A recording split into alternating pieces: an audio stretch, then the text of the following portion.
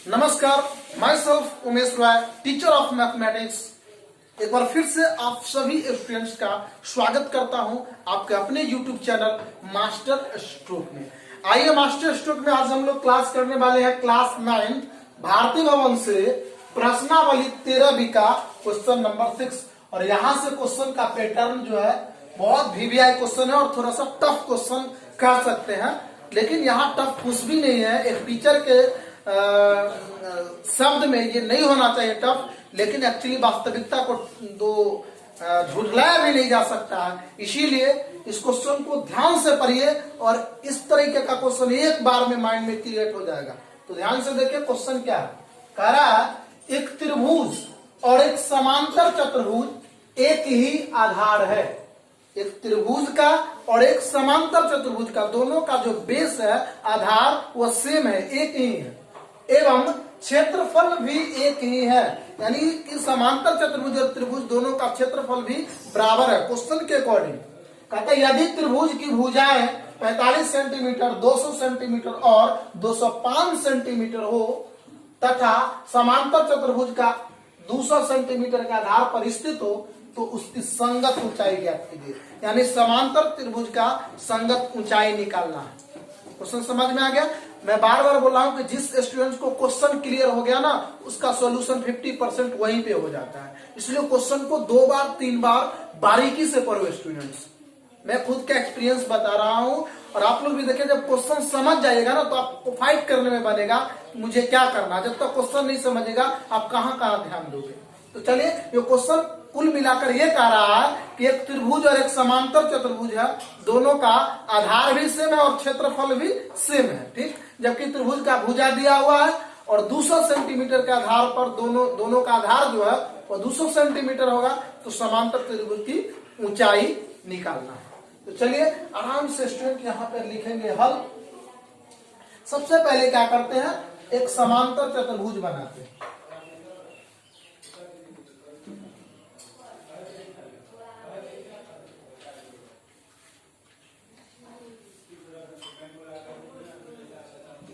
यह जो आप देख रहे हैं यह समांतर चतुर्भुज है। अब यहां से त्रिभुज बनाना है तो थोड़ा सा इसको बेस को बढ़ा लेते हैं, ठीक है ना। इस तरीके का ऐसे कर दे, ऐसे, फिर इसको यहां से मिला, बस यही कंप्लीट फिगर है। ध्यान से समझिए, एक समांतर चतुर्भुज था और यही बेस मान करके, यही बेस दोनों का जो त्रिभुज का बेस होगा वही समांतर चतुर्भुज का बेस होगा, उसको बेस मान करके त्रिभुज बनाना था। तो देखिए त्रिभुज बना दे, नाम रख देते ABCD, ठीक है। और यहां पर मानकर चलिए हो जाता है E, यानी कि ECD एक त्रिभुज हो गया, ECD एक त्रिभुज हो गया और ABCD एक समांतर चतुर्भुज है। क्लियर। अब देखिए कि त्रिभुज का भुजाएं का क्या दिया हुआ 45, तो सबसे छोटी भुजा ये है, इसको 45 मान लीजिए, और सबसे बड़ा भुजा ये है, ये हो जाएगा 205 सेंटीमीटर। और बेस जो है आधार त्रिभुज का और समांतर चतुर्भुज दोनों का आधार 200 पर है, तो यहाँ हो जाएगा 200 सेंटीमीटर। देखिए कितना आसान था स्टूडेंट्स, क्वेश्चन को ध्यान से समझिए। यहाँ पे 200 सेंटीमीटर, ये 200 लिखा हुआ है, 200 सेंटीमीटर के आधार पर बनाना था त्रिभुज और समांतर चतुर्भुज दोनों बना दिए और त्रिभुज की भुजा दे दिए। अब आपको इसमें निकालना क्या है, एक्चुअली में आपको ये निकालना है समांतर चतुर्भुज की ऊंचाई क्या हो।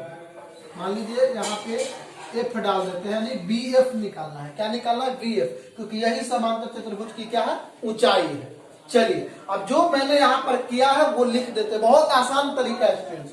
लिखेंगे माना कि ABCD एक समांतर चतुर्भुज है एवं CED एक त्रिभुज है जो एक ही आधार CD पर स्थित है। एकदम आसान सा सरल भाषा है कि माना कि ABCD एक समांतर चतुर्भुज है एवं CED एक त्रिभुज है जो एक ही आधार CD पर स्थित है। कोई डाउट। अब कह रहा है कि समांतर चतुर्भुज का क्षेत्रफल और त्रिभुज का क्षेत्रफल बराबर है, तो त्रिभुज का क्षेत्रफल त्रिभुज के 3 भुजा दिया हुआ है हीरोन के सूत्र की सहायता से, क्योंकि यह चैप्टर ही जो है 13 चैप्टर वो हीरोन का सूत्र और इसका प्रयोग है, उसकी सहायता से त्रिभुज सीईडी का क्षेत्रफल निकाल लेते हैं। तो देखिए अब कितना आसान है, लिखेंगे त्रिभुज सीईडी में एस बराबर, तो एस बराबर क्या फॉर्मूला बताए थे, एस का मतलब होता है त्रिभुज का अर्ध परिमाण, यानी a plus B plus C by 2, यानी त्रिभुज को तीनों भुजा को जोड़कर अगर 2 से भाग कर देंगे तो उसका अर्ध परिमाप निकल जाएगा। तो आइए तीनों भुजा को जोड़ देते हैं, यानी कि यहां से ले लेते हैं 200 प्लस 45 प्लस 205, यानी त्रिभुज के तीनों भुजा को जोड़कर 2 से भाग कर देंगे तो उसका एस निकल जाएगा। एस बराबर फॉर्मूला होता है a plus B plus C by 2, आपको पता है। तो त्रिभुज को तीनों भुजा को जोड़ दिया और 2 से भाग कर देंगे। पहले जोड़ते हैं 45 और 5 50, यानी ये 50 हो गया और 200 200 यानी कि 450 हो गया, ठीक है ना। अब 400 बटा 450 बटा 50 यानी कि 225 सेंटीमीटर। तो एस का वैल्यू कितना निकल गया स्टूडेंट, 225 सेंटीमीटर। तब लिखेंगे इसीलिए त्रिभुज सीईडी का क्षेत्रफल, तो हीरोन फॉर्मूला से हीरोन का सूत्र क्या होता है, under root S into S minus A into S minus B into S minus C. यहाँ पर जहां जहां एस दिख रहा है, जहां जहां एस दिख रहा है, एस के जगह पर इसका वैल्यू डालेंगे, कितना 225, फिर से यहाँ पर 225 क्योंकि एस है, यहाँ पर ए है तो एक भुजा ले लेते हैं यहाँ पे 200, फिर से यहाँ पर एस है तो फिर डालेंगे 225, फिर बी है तो बी कितना है 45 है, और फिर से यहाँ पर एस है तो कितना है 225, और सी कितना है 205। सिंपली ए बी सी त्रिभुज के तीनों भुजा इसमें से घटा दिए।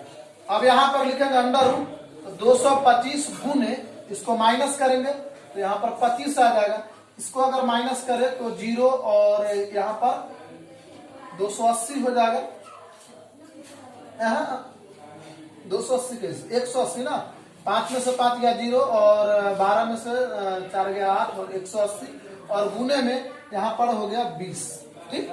अब इस सब का क्या करेंगे, आराम से फैक्टराइजेशन कर लेते हैं। 225 का हो जाएगा 3 गुने 1 मिनट इधर कर लेते हैं स्टूडेंट्स, 3 से 75 और 3 से 25, यानी कि 3 गुने 5 गुने 5, 25 25 75 75 3 225, और ये 25 का 5 गुने 5 और 180 का 2 से 90 2 से 45, फिर 3 से 15, फिर 3 से 5, 2 दूनी के 4 4 के 12 12 5 60 60 5 300, सॉरी मिस्टेक हो रहा है, 2 से हो, 1 मिनट स्टूडेंट रुक जाइए, कर ही लेते हैं। 180 का 2 से 90, फिर 2 से 45, फिर 3 से 15, फिर 3 से 5, सही तो है, सही किए थे। 2 3 गुने 5, 2 दूना 4 के 12 12 के 36 और 36 25 180, और 20 का 2 गुने 5, 2 दूनी के 4 4 5 20, सबका आराम से हमने क्या किया है, फैक्टराइजेशन कर लिया, ठीक है। और अब आपको पता है कि रूट से बाहर आने का सिंपल तरीका है कि पेयर में कोई नंबर हो जोड़ा तो बाहर आ सकता है। यहां से देखिए एक 3 निकलेगा, एक 5 निकलेगा, एक और 5 निकलेगा, 2 निकलेगा, 3 निकलेगा, और ये मिलाकर 2 5 एक और 5 और ये निकलेगा, तो 2 कितना निकल रहा है 1, और यहाँ से 2 और बस 2 निकल रहा है, तो 2 गुने 2, 3 कितना है 1 1 2, यानी 2 बार 3, तो 3 गुने 3 5, देखिए 1 2 और ये वाला 3 बार 5, चलिए सब बाहर आ गया, कोई बात नहीं रहा। जो गुना कीजिए 2 दूनी 4 के 12 12 36 36 25 180, और 180 25 900 और 9 से 9 25 45 सेंटीमीटर स्क्वायर।